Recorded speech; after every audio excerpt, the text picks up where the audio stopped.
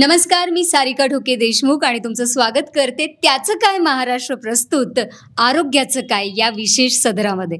आजचं सदर खरंच खूप जास्त विशेष आहे, कारण आपल्याकडे एक अशी व्यक्ती जोडल्या गेलेली आहे की त्या व्यक्तीचा प्रवास बघितल्यानंतर प्रत्येकाला एक वेगळीच उर्मी मात्र नक्की मिळणार याची खात्री आहे बरं का. म्हणजे 2014 साली 87 किलो ते आता एकदम टकाटक ॲथलीट आपल्या समोर बसलेले आहेत. नितीन घोरपडे सर. सर, तुमचं स्वागत आहे आमच्या स्टुडिओमध्ये. थँक्यू.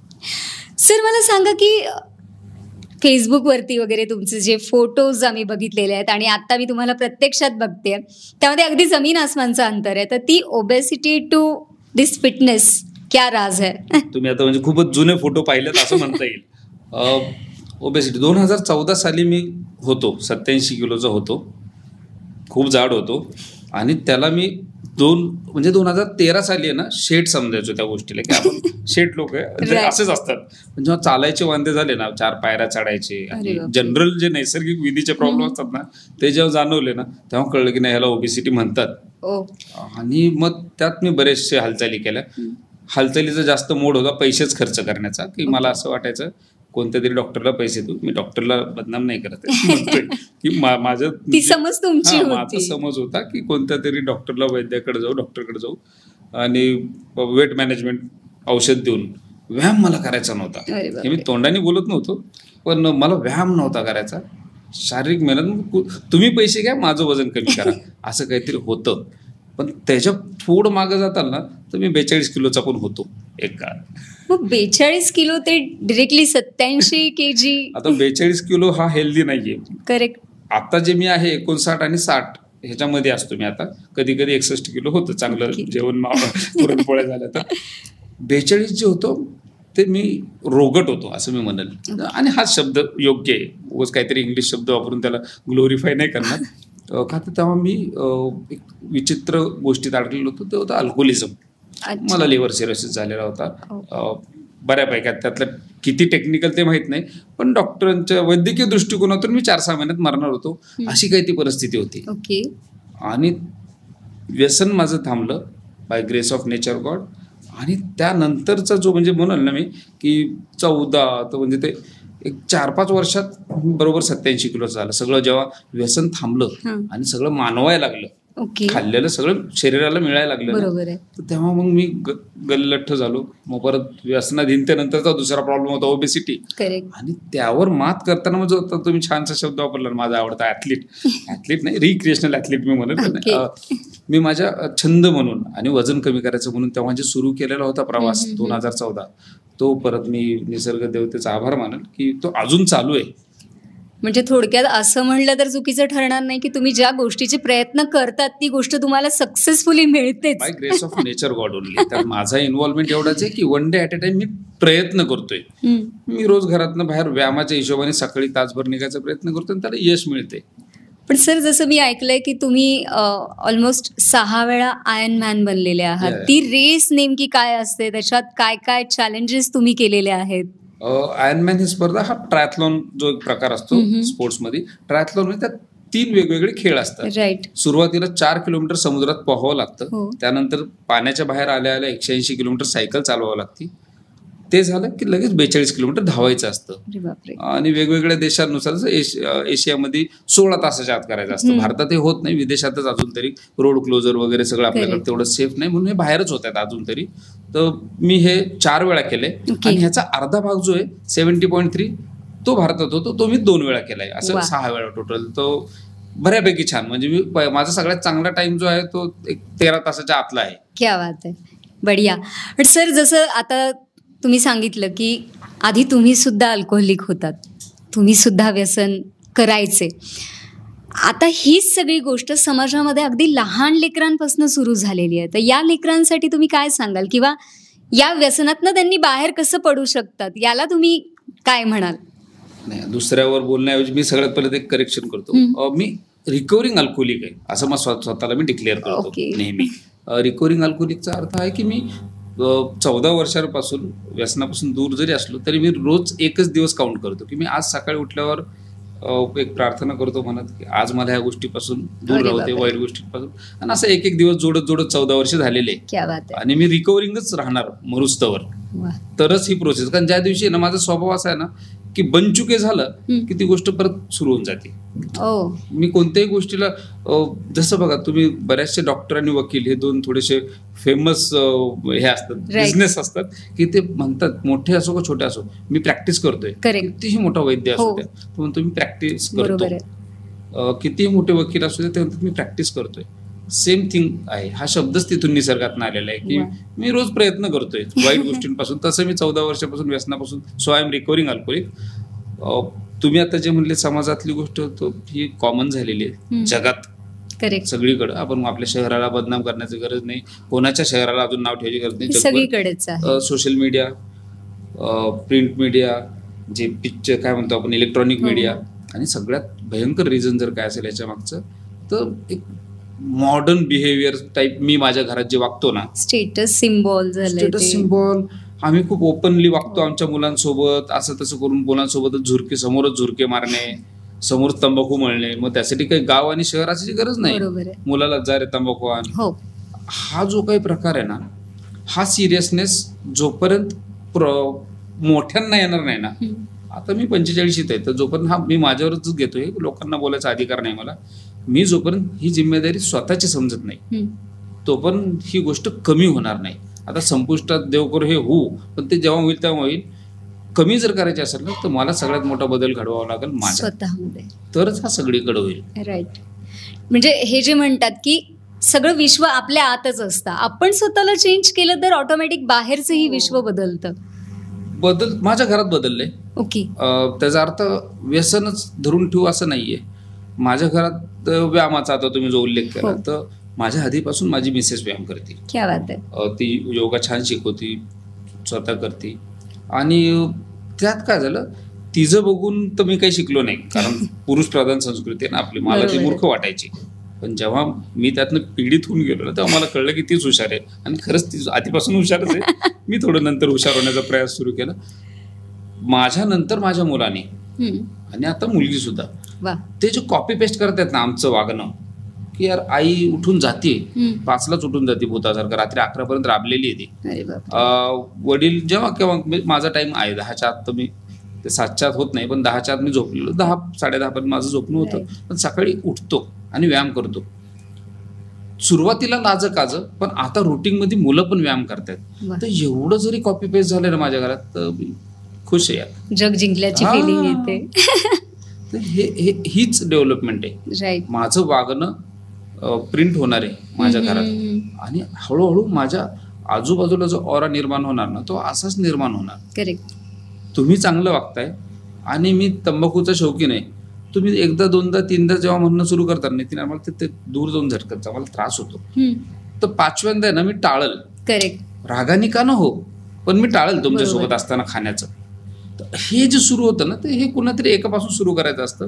आणि जिथं आपली चलते ना तिथं आपण चलून घेतली पाहिजे चांगल्या गोष्टीसाठी. वा वा. सर आता जसं तुम्ही म्हणाले होते की स्टेटस सिम्बॉल किंवा ओकेजनली पिणं वगैरे, पण नंतर ह्याचं कधी ते व्यसन जडून जातं हे लोकांना कळत नाही. तर आपल्याला व्यसन जडलंय हे ओळखण्यासाठी काय काय टिप्स असू शकतात?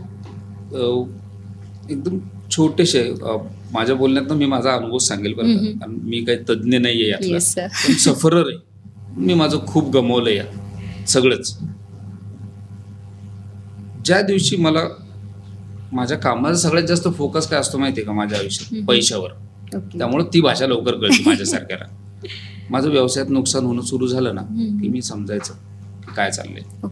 माझ्या कामाच्या ठिकाणी जर मी नोकरी करतोय आणि माझ्या कामाच्या ठिकाणी माझे खाडे वाढले, दारू, बरं हे मला माहित असतं बरं का हे दारूमुळे होते, फक्त मी सांगत नसतो.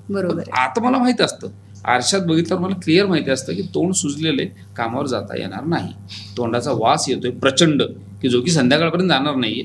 त्यामुळे मी ऑफिसवर जाऊ शकत नाहीये. माझे बरेचसे अनुभव असे, मी घरून ऑफिसला जायला निघायचो, एक तर उठलेलो उशिरा असायचो, 1 वाजता ऑफिसला, माझंच ऑफिस, आणि मीच ठरवायचो अर्ध्या रस्त्यात की 1 वाजता ऑफिसवर जाऊन काय करू. बरं मग नॉर्मल माणूस म्हणलं असतं तर काय करू तर घरी जा. बरोबर. मी काय माझी गाडी वळवायचो बारकड, आता घरी तरी काय जायचं, आत्ताच निघालो घरून, हे मीच निर्माण करायचो. बारमध्ये बसायचो. आता 5ला घरी जाऊन काय करायचं, बारमध्येच थांबायचो.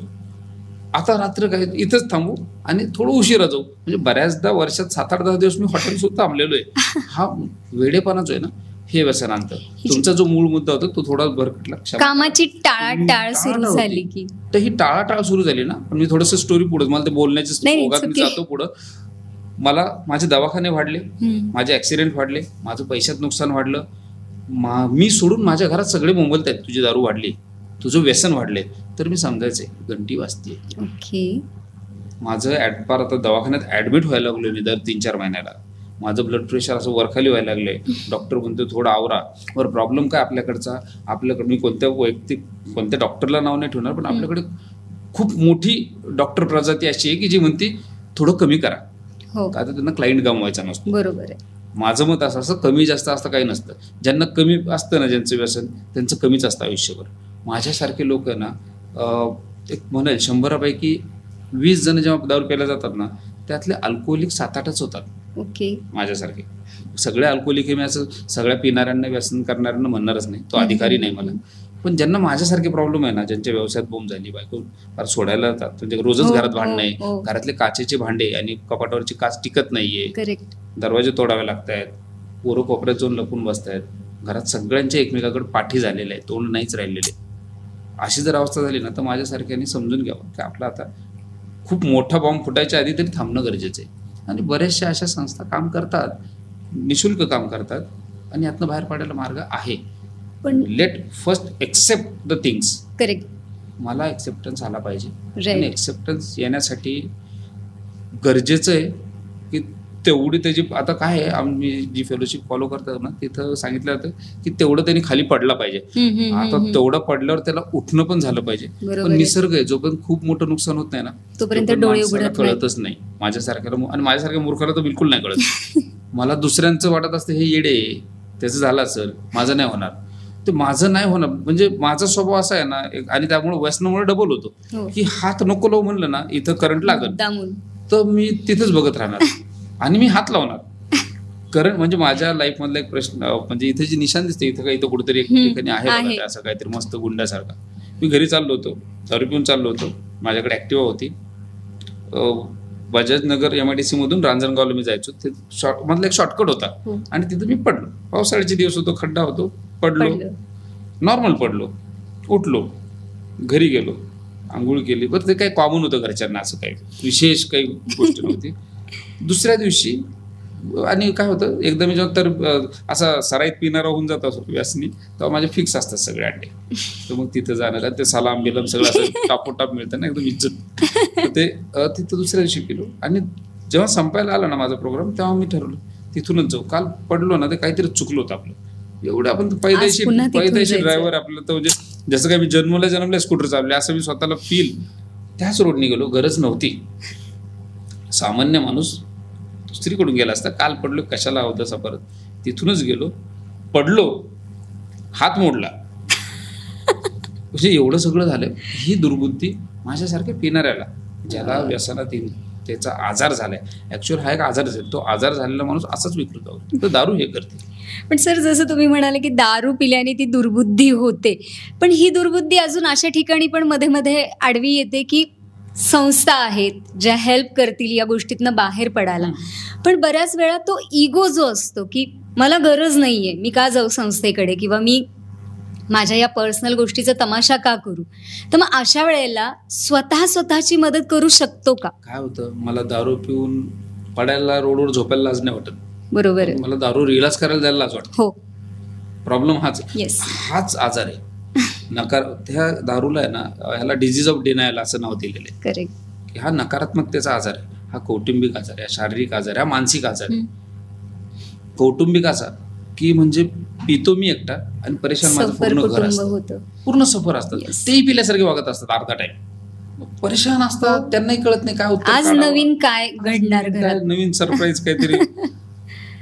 शारीरिक असा की ती फेज येऊन जाते की दारूशिवाय काहीच जमत नाही. संध्याकाळी 7 वाजले की टिन टिन टिन टिन टिन टिन टिन टिन वाजणं सुरू होतं. ऑफिसमध्ये मला लगेच असं तसं, बॉसच अक्कल नाही, बॉसला मला जाऊच द्या ना घरी, काही काम नसतं. आणि घरी मी कुठं काय बायकोला गजरान मुलाला चॉकलेट न्यायचेच नसतात. मला जाताना माझा सगळा सेटअप झालेला असतो, कुठं बसायचं, काय बसायचं, आज क्या, ती चलबी कामात नाही, कशातच मन नाही लागणार. म्हणजे बॉसने म्हणला ना, समजा मी नोकरीला प्रमोशन उद्या बघू, आधी तिकडं चल, शरीरच काम नाही करत ना. मला जर असं कुठं बोलायला उभं केलं आणि मी पिलेलो नाहीये, खलास, बोलूच शकत नाही. पिलो तर मी सांगू शकतो की पंतप्रधान, त्या देशाचा पंतप्रधान कसा चूक, हे मी पिल्यावर सांगू शकतो. हे सगळं हा आजार आहे, हा शारीरिक आजार आहे.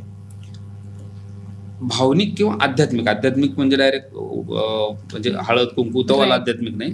आध्यात्मिक म्हणजे सुरुवातीला ना मी बारच्या बाहेर फिरायचो असा, कुणाची गाडी आहे, ओळखीची गाडी नसावा, एखादा मोठ्या भावाच्या मित्राचीच गाडी ना, तर एक असायचं ना, मारायची. म्हणजे मी ज्या एज ग्रुपमध्ये ज्या याच्यात वाढलेलो आहे ना, मी तर मागच राहिलेलो आहे, माझं लहानपण गेलेलं, तर तिथं मारायचे जे मोठे दादा असायचे ना, हक्काने चांगले बदलून काढायचे. तर ते मी आधी बाहेर बघायचो कोणाची गाडी आहे का नाही. आणि तोच काही कालांतराने मी एवढा, माझी स्पिरिच्युअल बँकरप्सी कशाला म्हणतात, तर मी तिथं जाऊन त्यांच्यासमोर बसायला लागलो, मला पण थोडी दे.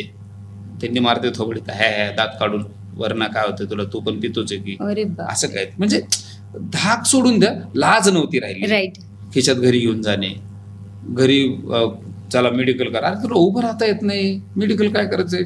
म्हणजे मी तर एकदम मी पिलेलोच नाहीये, चलो मेडिकल, असं काहीतरी वेडा झालेलो होतो. म्हणजे हा आजार वेडेपणाकडेच नेतो माझ्यासारख्याला.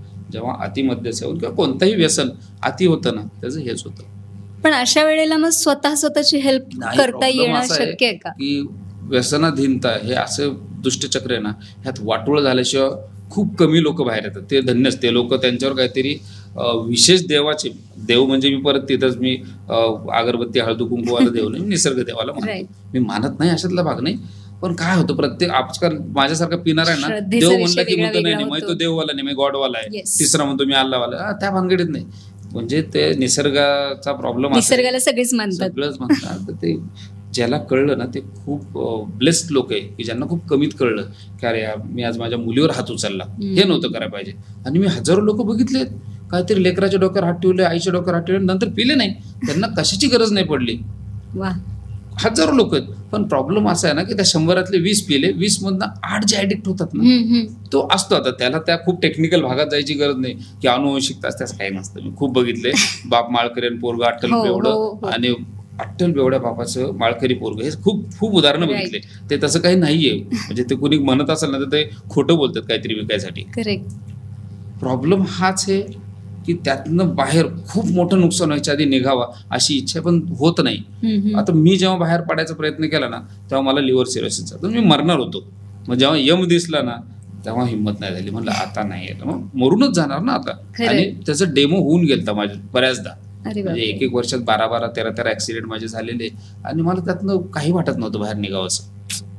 तेच चांगलं वाटायचं. चांगलं नाही, मला चूकच नाही वाटायचं. म्हणजे माझं असं मत असायचं, मी तर नीट चाललो होतो, तो येऊन धडकला, रोडच चांगला नव्हता. आज काय ते त्याला म्हणजे बालिशपणाच्याही पलीकडचं असतं. कधी एखादा फुल पिलेल्या माणसासोबत कन्व्हर्सेशन केलं ना शुद्धीतल्या माणसाने, तर त्याला आत्महत्या करायची वाटतं. की मला तर कळतच नाही, म्हणजे जगातल्या सगळ्या ताई लोक, मी आता अशा आहे, मी अशाच भूमिकेत खरोखरचा पण झालेला. आता सगळं मात जिरलंय माझं.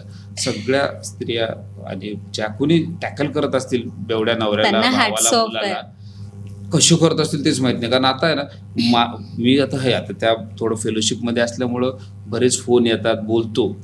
पण आता नाही, मी रागवत नाही ऑब्व्हियसली, कारण मी मलाच बघतो त्याच्यामध्ये. समोरचं कोण बांधव जेव्हा बोलत असतो ना फोनवर पिऊन, तर मी मलाच आयडेंटिफाय करतो. मला तर माझं रिन्युअल होत असतं रोज, की अरे नाही, हा तरी नीट बोलतोय, खूप रिस्पेक्ट, मी शिवाय दिल्या, मी बोलायचोच नाही नीट. पण तो टॉलरन्स आहे ना, जास्त 4-5 कॉलपेक्षा जास्त नाही चालत माझा. मी नंतर त्यांना व्हॉट्सअपवर मेसेज टाकतो की अशा अशा ठिकाणी शुद्धीत असताना आपण बोलू. फॅमिली मेंबर्सशी टाळतो मी कन्व्हर्सेशन, ऍडिक्ट माणसाशी, म्हणजे डायरेक्ट संवाद ठेवतो. कधीही चांगलं ना, कशाला उगाच इकडून तिकडून जायचं. कारण काय होतं, माझ्या घराची रिपेअरिंग करायसाठी माझ्या बायकोला जर कोणी फोन करत असेल, मी दारू पिलेला असतो, बरोबर, माझे असे चित्तर मला एक तर कारणच पाहिजे असतं दारू प्यायला. मग त्यामुळं ते हा फंडा क्लिअर आहे आपला, की जो ऍडिक्ट आहे त्यांनी बोलावं. त्याच्याशी जास्त मेसेज खूप येतात. मी जे काही जिथं मला बरं वाटलं त्या संस्थेचा वेबसाईट पाठवून देतो की इथं गेल्याने मला फरक पडलाय, किंवा तुम्ही हे करा. कन्व्हर्सेशन टाळतो. आणि इच्छा असते, माझी प्रार्थना असते देवाकडे की कुणावर माझ्यासारखे हाल होऊ नये. आता त्याला पर्याय नाहीये, त्याच्यावर तसं होऊ नये कोणासोबतच. पण सर, या व्यसनांमधनं बाहेर पडण्यासाठी जसे तुम्ही ॲथलेट बनला आहात किंवा सगळ्या गोष्टी तुम्ही आता स्वतःला झोकून दिलंय की एक्सरसाइज असू देत, सायकलिंग असू देत, वॉट एव्हर, तर त्या गोष्टी हेल्प करतात का या व्यसनापासून दूर राहण्यासाठी? म्हणजे तुम्हाला सांगू का, जनरली काय होतंय दारू पिल्याने किंवा काय होतं व्यसन केल्याने, किक मिळते पिक्चर मधला जो डायलॉग आहे. आणि टेक्नोमध्ये गेलो तर ते डोपामाइन आणि भरपूरसे असे खूप नाव आहेत त्या द्रव्यांचे, ते काय बनतात आणि ते सगळे होतात. त्या अनाटॉमीमध्ये नाही पडत. आनंद मिळतो. माझ्या आवडत्या व्यक्तीने मला मी 16-18 मध्ये असताना फोन केल्यावर जे आनंद भेटायचा, तोच आनंद नंतर काहीतरी पैसे मिळवल्यावर भेटायला लागला. तोच आनंद काही वर्षांनी कॉर्नरचे प्लॉट विकत घेतल्यावर भेटायला लागला. तोच आनंद बिझनेस किंवा नोकरीत प्रमोशन, त्यानंतर तोच आनंद काही व्यसन केल्यावर मिळायला लागला. व्यसन वाढलं, तो आनंद वाढला. आनंद म्हणून नाहीये ते, म्हणून ना की एक जातं त्या ह्याच्यात चालला जातो कोशात व्यक्ती माझ्यासारखा. मग त्याचा उपयोग मी कसाही करतो. मी दुःखासाठी करतो, आनंदासाठी करतो. एक त्याला आपण शॉर्टकटमध्ये डोपामाइनच म्हणू. सेम थिंग एक्सरसाइज मध्ये आहे. जेव्हा मी एक्सरसाइज करतो ना, मी ट्रान्समध्ये जातो. मला आवडतं, मी आकर्षणासाठी सगळ्या गोष्टी सांगतो. जनरली बरेचसे लोक काही गोष्टी हाईट होतात, नाही आपण केलं ह्याला कशाला सांगायचं, बरोबर आहे, सांगितलेले लोक हसू. मी माझं तसं, मी माझं वाईट आणि चांगलं, मी माझी मिसेस, माझे दोन्ही मुलं, माझी पुतणी, आम्ही विपश्यना केलेली सर्वांनी इगतपुरीला. आणि त्यात जे मिळालं ना, तेच मला 14 वर्षापासून मिळतंय. मी म्हणजे मागच्या वर्षी गेलोय, पण तिथे गेल्यानंतर मला कळलं की हे मी अनुभवतोय माझ्या रनिंग मधून, माझ्या सायकलिंग मधून.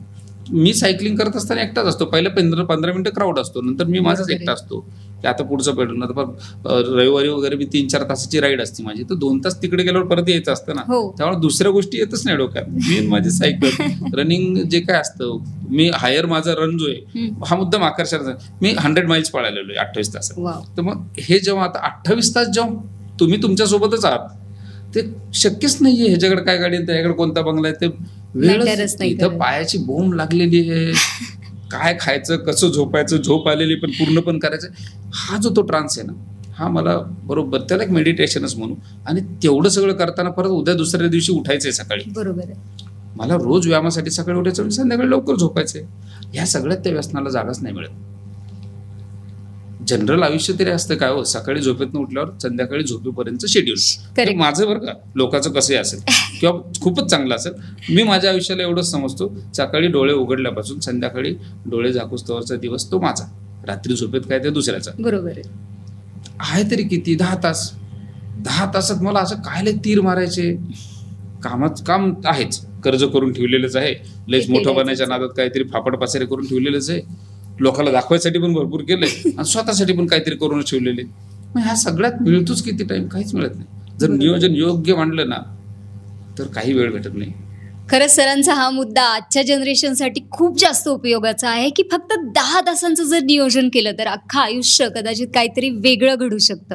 पण सर, व्यसनांमुळे फक्त आर्थिक नुकसान होतं असं बऱ्याच जणांचा समज आहे, पण आर्थिक नुकसानासोबत आणखीन काय काय नुकसान होऊ शकतात? ज्याची बायको सोडून गेलेली नाही ना, असं म्हणू शकतं. जेव्हा जाते ना बायको सोडून, तेव्हा म्हणजे तो मीच असायचो की 56 आनंद आणि अशी लाईन लागल म्हणणार ना. मी 8व्या दिवशी चालल्या, कोण नाही देत आंघोळीला पाणी पासून, ब्रश, तांब्या, ताट, काय त्यात म्हणजे तेवढंच फक्त तांब्या. म्हणजे आता बाहेर जायची पद्धत नाही तेच. अहो, थँकलेस जॉब जर कोण करत असेल ना, ती आई आणि बायकोच. Thankless job. मी कोणत्याही विनाकारण कोणतं असं लय हे करत नाही, ग्लोरीफाय करत नाही, पण तो खरं आहे. थँकलेस जॉब ना. कोणतं गाबडं मोठं झालं आईला थँक्यू म्हणते बरं, आणि म्हणलं तर नाटकी म्हणलं, आईच म्हणेल त्याला की नाटक का करतो. मग ती जेव्हा सोडून जाते ना, तर तिला काय, तिचा काय वाटोळ केलं, तुम्ही त्याला किती हानी पोहोचवलेली असते. सोडून जात नसते कोणती स्त्री, ती आईच्या स्वरूपात असो का बायकोच्या का मुलीच्या बहिणीच्या, पण ती जाती ना, तर म्हणजे तिचे हालच केलेले असतात माझ्यासारख्याने. आणि मग तेव्हा कळतंय 56-52 हे सगळे, मी किती 7 फूट हाईटचा असू द्या आणि किती बॉडी बिल्डर असू द्या आणि किती पेस्त्री असू द्या रोजच्या सोशल मीडियावर, जेव्हा माझं बिनपगारी सेवक निघतो ना हाताकडून, पहिले ते तिथंच येतो मी. तर पहिले तेच कळतं की बाबा सकाळी उठून चहा नाही, संध्याकाळचं जेवण नाही, रोज बाहेर कुठून ऑर्डर करणार. आणि त्यानंतर आहे ना, हळूहळू ती जाणीव होणं सुरू होते. आणि त्याला टाइम लागतो. हे मी जे आता बोलतो ना, ह्याला 14 वर्ष लागले कळायला. बरोबर. माझ्या लेखी बायको म्हणजे काही वेगळं, तो मी आता जे डायलॉग बोललो तेच ते माझं खरं होतं.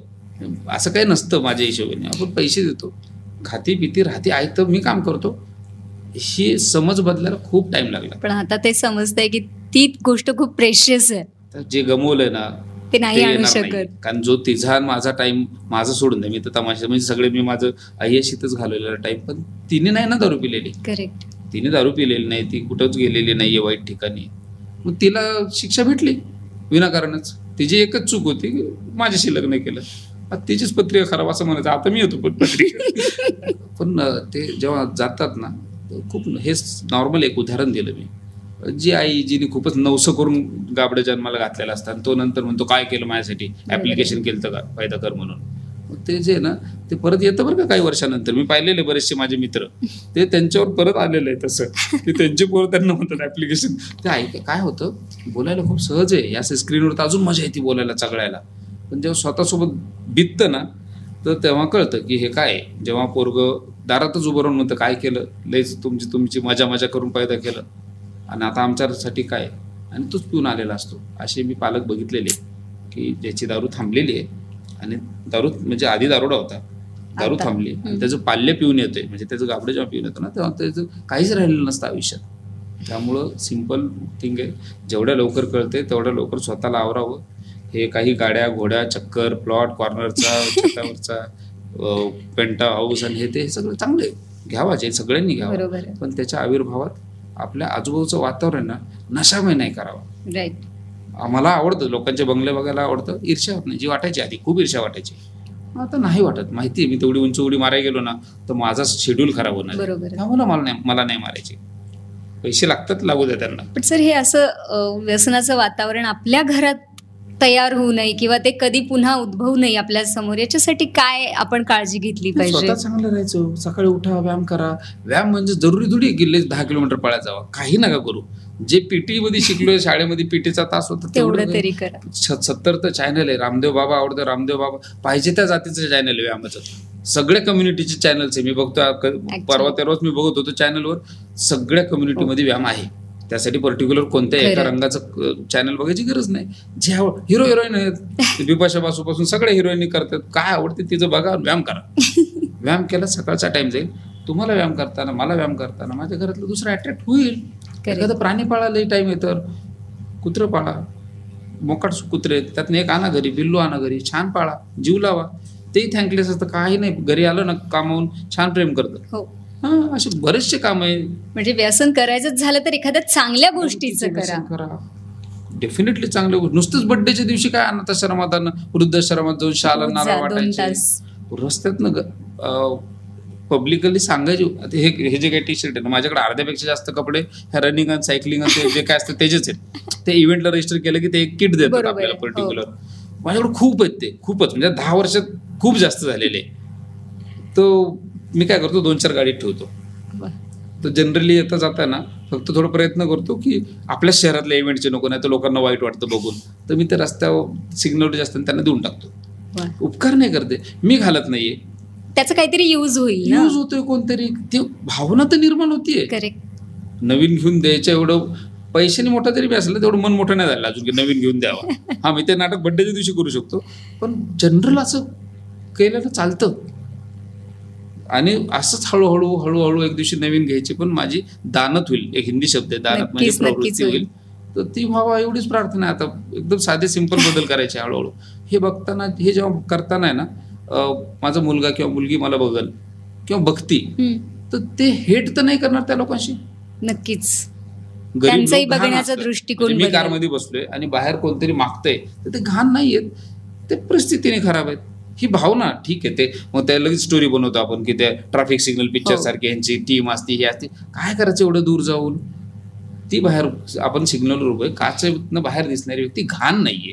करेक्ट. त्याला त्याची मजबुरी आहे, द्यायची दे, नाही तर नको देऊ. नफरतीची भावना तरी कशाला निर्माण करते? द्यावं वाटते दे, नका नाही द्यावं वाटत नको देऊ. काचच काय नको करू, फोडतोय तरी काच. ही एवढी भावना आपण आपल्या घरात ट्रान्सफर केली पाहिजे. मी माझ्या घरात एकदम साधी भावना. दारावर आलेला कशा आता ते उगाच अक्कल काढत बसतो मी अख्खी की काम नाही का, हट्टा कट्टा दिसतोय, काय गरज आहे भाऊ, द्यावं वाटतंय का, दे. नाही द्या वाटत आहे का, सोडून दे. पोरांसमोर अकांड तांडव नको. घरातल्या चुका, एवढंच का मीठ टाकलं, हे हाताने टाकून घे वरून मीठ.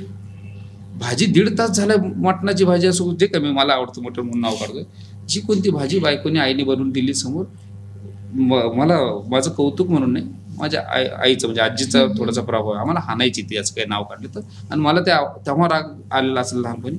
मी कधीच आयुष्यात मला चव कळते असं कोणालाच सांगत नाही, मला नाही कळत असं म्हणून खाऊन टाकतो, मीठ असो नसो.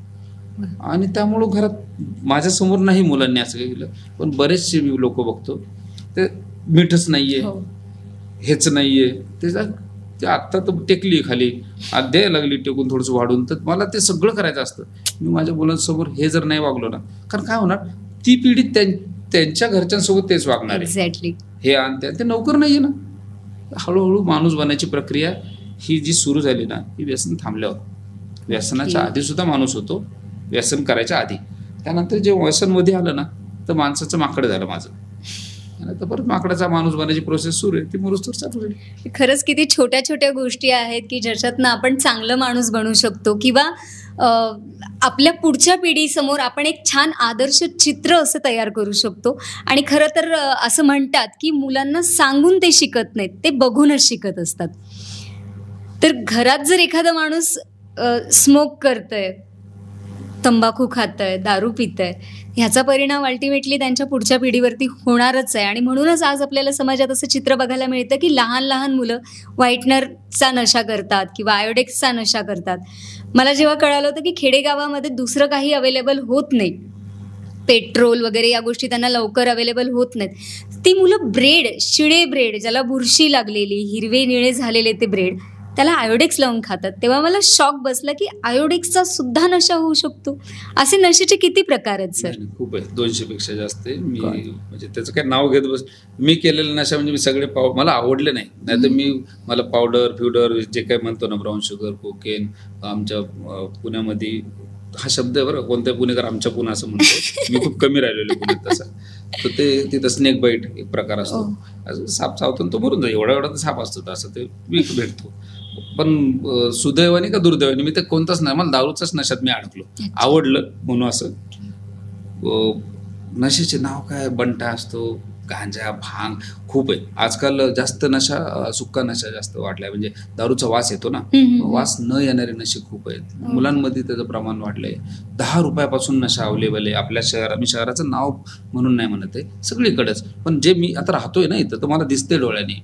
शाळा कॉलेजेसच्या बाहेर, रिक्षा स्टँडवर इझी अवेलेबल आहे. एवढ्या एवढ्या पुड्यांमध्ये ते सगळं मिळतंय. सिगरेटी भरतायत पोरं, बटन म्हणून पांढरपुरीवर सगळं सर्रास मिळतंय. कोण काय करायला पाहिजे ते माहीत नाही. पण मला जिथं कुठं दिसतंय ना, तर मी माझ्या तेवढ्या एरियात तरी स्वच्छता राखली पाहिजे. तर स्वच्छता माझ्या ऐपतीनुसार मी राखावी, माझी किती पोहोच आहे. राईट. असं काय ते फिल्म नाहीये ही की असं हिरो बनायला जायला. हा, तसं नाही करतायत. परिवार आहे ना सगळे. तर माझ्या जे अखत्यारीत आहे ना, मला माहिती असते माझी पात्रता काय, तेवढं मी नक्की कर्तव्य निभावलं पाहिजे. आणि काहीच नसेल कळत ना, तर एखाद्या पोराच्या खांद्यावर हात ठेवून थोडंसं, दादा 2 शिव्या दे, पण 1 मिनिटं माझं ऐक, आणि मी माझी शेअरिंग करून टाकतो की भाऊ मी असं बोंबललो होतो, माझं सगळं वाटोळ झालेलं आहे, बघ तू जमलं तर तुझं नाही व्हावं असं वाटतंय, तरी तुला वाईट वाटलं असेल तर माफ कर, सोडून देतो. तर शिवाय नाही देत. पडला प्रकाश पडला, तेवढं करू शकतो तेवढं करावं. पण सर, जसं तुम्ही म्हणाले की हे खूप इझिली अवेलेबल झालंय, अगदी मुलांच्या पॉकेट फ्रेंडली अशा गोष्टी अवेलेबल आहेत. तर याच्यासाठी पेरेंट्स प्लस आपण एक नागरिक समाजाचे देणं लागतो. तर त्यांना तुम्ही काय सजेस्ट कराल की नेमकं आपण आपल्या लेकरांना या सगळ्या गोष्टींपासून दूर कसं ठेवू शकतो? स्वतः न वागून, सगळ्यात मूळ मुद्दा परत तोच येईल की स्वतः न वागून. दुसरा एक भान ठेवून की आपण पॅरेंट्स पण आहोत. आपण काहीतरी टॉयज विकत नाही घेतलेले बाजारातनं आणि त्यांना फीड करतोय. म्हणजे ॲक्वेरियम मधल्या माशाला रोज सकाळ संध्याकाळ ते टाकतो, तसे नाहीयेत ते. लेकर आपलेच आहेत. बरोबर. आपण जन्माला घालून त्यांना माणसं बनवायचे, प्रोडक्ट नाही बनवायचे, पैसे कमवायची मशीन नाही बनवायची. काहीतरी कुठं पिलानीला पोरग पाठवायचंय आणि तो इथेच पिन पडलेला आहे, तसं नाही चालणार. करेक्ट. त्यासाठी लेकरांवर लक्षच द्यावं लागणार. त्याचं सराउंडिंग काय बघावं लागणार. त्याचं सराउंडिंग वाईट जरी असलं तर मला त्याला समजावं लागेल. कारण मित्र असतात, ठीक आहे, त्याचा एखादा मित्र बंड जरी असेल तर माझं समजवायचं काम आहे. त्यासोबत राहू नको म्हणून तसं होणार नाहीये. एवढा ऐकणार असतं तर तो तसं आहे. बरोबर आहे. त्याला मी माझ्या अनुभवातून सांगणं गरजेचं आहे की बाळा असं नाही, माझंही असं फ्रेंड सर्कल होतं, पण ह्या गोष्टीपासून मी अलिप्त राहिलो का, तर मी ते फ्रेंड सर्कल कमी केलं Right. आणि ह्याने हे नुकसान होणार आहे. 18च्या वर तर मुलांना ऐकत नाही वगैरे असं काही भाग नाही. आपल्या अनुभवातून सांगितलं ना, अनुभव सगळ्याला कळतात बरं. बरोबर आहे. बोल ते बच्चन touch होतात direct. सांग खरं हे खरं हे सांगायची गरज नसती. खोटं हे खरं. मार्केटिंग कशाची करावं लागती, जे खोटं आहे त्याची. राईट. आपल्याला ते जेवढे ऍडव्हर्टाइजमेंट आणि ते सगळं का करावं लागतं, खरं नसतं ना. मला तुम्हाला ते खरं भासून द्यायचं असतं, बरोबर आहे. म्हणून ऍडव्हर्टाइजमेंट असते. जे खरं असतं त्याची ऍडव्हर्टाइजमेंटच नसते. तुम्हाला मेडिटेशनची ऍडव्हर्टाइजमेंट कुठंच दिसणार नाही खरं. की इगतपुरीला या मेडिटेशन करा, कुठंच. तिथं शांत स्वरूपात सगळं चालू असतं. हे असंच असतं. चांगलं जगायसाठी रस्त्यावर बोंबलत फिरायचंच नसतं. मी शरीफ माणूस आहे, मी चांगला आहे, मी असं. शरीफ माणूस गप जात असतो. कोणी फेकलेला कचरा सुद्धा स्वतः उचलतो आणि बाजूला टाकून देतो. त्याला त्याचं शहर स्वच्छ ठेवायचं असतं. राईट. तर कुणाच तरी दारावर कचरा पडला म्हणून फोटो काढून फेसबुकवर पोस्ट नसती करायची, किंवा करत असेल तो त्याचा स्वभाव. बरोबर. चांगल्या माणसाचं काम हेच आहे की रोज उचलला ना, चौथ्या दिवशी तो कचरा नाही टाकत आणि असं वागावं लागतं. हे त्याला शंड असे काही नावं द्या, अजून भरपूर आहे माझ्याकडे त्याचे टायटल. तसं मला वाटायचं आधी की यार आपण असं काय मूर्खासारखं काय वागायला लागलो, पण हेच आता बऱ्याच टाइम नंतर कळले. लोकांनी मूर्ख म्हणलं तर समजायचं आपण चांगले आहोत. वा वा. हाही एक वेगळा प्रकार आहे स्वतःची समजूत काढून घेण्याचा, की ठीक आहे माझ्यासाठी हे योग्य आहे, मी हे करत राहणार आहे. Right sir. सर 6 वेळा तर तुम्ही आयर्नमॅन बनलेलेच आहात, म्हणजे एवढी हार्ड रेस तुम्ही 6 वेळा जिंकलेले आहात.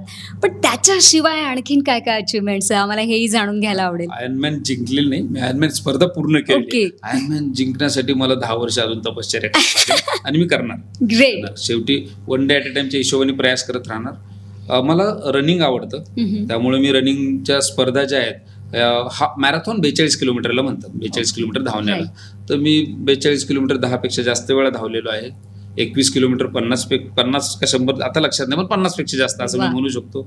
10 किलोमीटर काउंट होत नाही आता थोडंसं सिनियर झाल्यामुळं. मी 100 किलोमीटर 4 वेळा धावलेलो आहे. 161 किलोमीटर जे तुम्हाला आता बोलता बोललो की 100 माइल्स मी 100 किलोमीटर 161 किलोमीटर धावले 28 तासात. सायकलिंगमध्ये 200 किलोमीटर 300 किलोमीटर 400 किलोमीटर 600 किलोमीटरच्या स्पर्धा असतात ॲट अ स्ट्रेच.